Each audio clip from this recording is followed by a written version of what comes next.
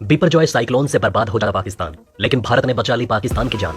भारत की तकनीक से पाकिस्तान में लाखों लोगों की बची जान। दूसरी तरफ पाकिस्तान के हो गए टुकड़े टुकड़े। पाकिस्तान पर नए आतंकवादियों का कब्जा शुरू। पाकिस्तान को दो हिस्सों में बांटकर पाकिस्तानी सेना को दिमाग। दोस्तों, इस समय अरब सागर से आने वाला बिपरजॉय साइक्लोन अपने चरम पर पहुंच चुका है। ऐसी उम्मीद की जा रही है कि यह जल्द ही गुजरात और सौराष्ट्र से टकराने वाला है। लेकिन भारत सरकार ने इस साइक्लोन से निपटने के लिए सभी तैयारियों को पूरा कर लिया है। लेकिन साइक्लोन से प्रभावित होने वाला भारत इकलौता देश नहीं है, बल्कि भारत का हमसाया पड़ोसी मुल्क पाकिस्तान भी इस साइक्लोन से बहुत ज्यादा परेशान होता दिख रहा था। कराची के आसपास का सभी इलाका इस साइक्लोन से बुरी तरह प्रभावित हो जाता, लेकिन भारत ने कुछ ऐसा कर दिया जिससे पाकिस्तान में लाखों लोगों की जान बच गई। ये सभी लोग जो पाकिस्तानी सरकार की वजह से शहीद हो जाते, उन्हें भारत की सरकार ने बचा लिया।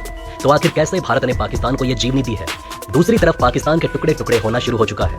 पाकिस्तान में एक ऐसे आतंकवादी संगठन ने जन्म लिया है जिसने पाकिस्तानी सेना को उसके घर में घुसकर मार देकर पाकिस्तान को विभाजित कर दिया है। इस आतंकवादी संगठन की ये जीत पाकिस्तानी सेना के मुंह पर तमाचा है।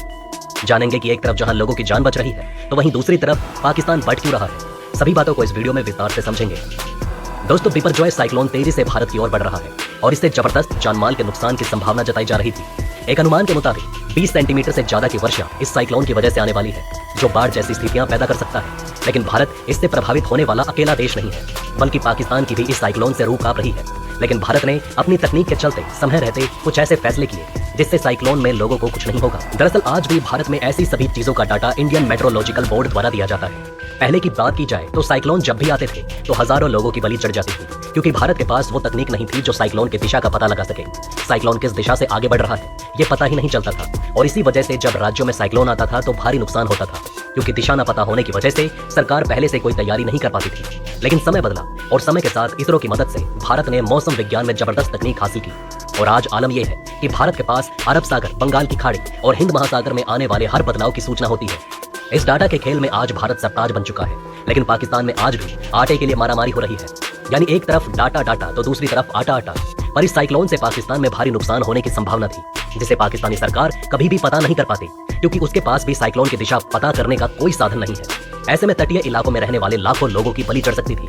लेकिन भारत ने पाकिस्तान से अच्छे संबंध न होने के बावजूद अपनी मानवता को नहीं छोड़ा। भारत ने पाकिस्तान को इस साइक्लोन से संबंधित सारा डाटा मुहैया करा दिया, और अभी साइक्लोन की सारी जानकारी पाकिस्तान के पास भी मौजूद है। इसलिए अब दोनों देशों में इस साइक्लोन से निपटने की सारी तैयारियां शुरू हो चुकी है। भारत देश में जहां NDRF यानी कि नेशनल डिजास्टर रिलीफ फोर्स को तैनात कर दिया गया है, अलग अलग राज्यों में और भी फोर्सेज हैं जिनको तैनात किया गया है ताकि समय पर लोगों को बचाया जा सके। इसके अलावा पहले से ही रेड अलर्ट घोषित करके जिन इलाकों में सबसे ज्यादा नुकसान की संभावना है, वहां से उन इलाकों को खाली करा दिया गया है। सिर्फ इतना ही नहीं, मौसम विभाग ने रेड अलर्ट जारी करते हुए चेतावनी दी है और लोगों को कहा है कि अपने घरों में ही रहें और सुरक्षित रहें। भारत के डाटा मुहैया कराने के बाद पाकिस्तान भी इस तैयारी में लग चुका है कि साइक्लोन से लोगों को सुरक्षित रखा जा सके। कराची जैसे तटीय इलाकों में उसने भी सुरक्षा बलों को तैनात कर दिया और लोगों को इलाके से निकालना शुरू कर दिया है। यानी पाकिस्तान को भारत की मदद के लिए धन्यवाद देना चाहिए। पर पाकिस्तान के लिए एक तरफ जहां मुसीबत खत्म होने की तरफ है, तो वहीं दूसरी तरफ एक नई मुसीबत शुरू हो जाती है। इसी कड़ी में एक नई घटना हुई है जहां पर पाकिस्तान के टुकड़े टुकड़े होना शुरू हो चुका है। दोस्तों, जैसा कि आप सभी जानते हैं कि पाकिस्तान में एक आतंकवादी ग्रुप ऑपरेट करता है जिसका नाम है तहरीक-ए-तालिबान पाकिस्तान। समय समय पर इस आतंकवादी ग्रुप से पाकिस्तान की सरकार और पाकिस्तान की सेना परेशान रहती है, क्योंकि ये आतंकवादी संगठन ही लोगों के खिलाफ ऑपरेट करता है। अफगानिस्तान के बॉर्डर से सटे हुए इलाके में अक्सर पाकिस्तानी सेनाओं को ये आतंकवादी ग्रुप मारता रहता है, पर इस बार ये बात इससे और आगे निकल चुकी है। दरअसल तहरीक-ए-तालिबान पाकिस्तान ने पाकिस्तान के दो हिस्सों पर कब्जा जमा लिया है। उन्होंने ऐलान कर दिया है कि अब ये दोनों ही उनके कंट्रोल में है और अब इन पर उनकी ही सरकार चलेगी। तहरीक-ए-तालिबान अपने हिसाब से यहाँ की सरकार को चलाएगा और पाकिस्तान के रूल यहाँ पर लागू नहीं होंगे। यानी पाकिस्तानी सेना को उसके देश में घुसकर तमाचा मार दिया गया है इन आतंकवादी संगठनों ने। दोस्तों, जैसा कि आप जानते हैं कि बलूचिस्तान एक ऐसा इलाका है जो काफी समय से पाकिस्तान से आजादी के लिए जूझ रहा है। पाकिस्तान अपने देश के बाकी हिस्सों पर लगातार लोगों के लिए नई नई सुविधाएं मुहैया कराता रहता है, लेकिन बलूचिस्तान एक ऐसा हिस्सा है जिसे इग्नोर किया जाता रहा। इसीलिए बलूचिस्तान का विकास रुका हुआ है। पर अब इसी बात का फायदा उठाते हुए तहरीक-ए-तालिबान ने बलूचिस्तान में एंट्री मार ली। बलूचिस्तान के दो इलाके कनाता और मकरान तहरीक-ए-तालिबान ने अपने कब्जे में ले लिए हैं। इसके बावजूद पाकिस्तानी सेना कुछ भी नहीं कर पाई, क्योंकि पाकिस्तानी सेना का पूरा ध्यान इस समय इमरान खान को खत्म करने पर है। इमरान खान शरीफ सरकार के गले में हड्डी की तरह फंस चुके हैं, क्योंकि पूरा पाकिस्तान उनके समर्थन में उतर चुका है। पाकिस्तान की जनता के समर्थन के चलते शहबाज शरीफ इमरान खान को ठिकाने नहीं लगा पा रहे, इसलिए तरह तरह के पैतरे अपनाकर कानूनी तरीके से इमरान खान को सजा दिलवाना चाहते हैं। शहबाज शरीफ, जिसे पाकिस्तानी सेना और अमेरिका का टट्टू कहा जाता है, उनका पूरा ध्यान इस समय सिर्फ और सिर्फ इमरान खान को सबक सिखाने पर लगा हुआ है। सिर्फ इतना ही नहीं, पाकिस्तानी सेना खुद अपने सभी सीमावर्ती इलाकों की सुरक्षा छोड़कर इमरान खान को खत्म करने में जुटी हुई है। पाकिस्तानी सेना की हरकत का फायदा उठाते हुए तहरीक-ए-तालिबान ने पाकिस्तान पर कब्जा कर लिया। अब लगता है कि जल्द ही पाकिस्तान का बंटवारा होकर रहेगा, क्योंकि धीरे धीरे ये आतंकी संगठन पूरे बलूचिस्तान पर कब्जा करके उसे आजाद आजाद करा सकते हैं। इस समय पाकिस्तान पर हर तरफ से मुसीबतों के इतने बड़े बड़े पहाड़ टूट रहे हैं कि बड़े बड़े नेताओं को भी समझ नहीं आ रहा कि आखिर वो करें तो क्या करें।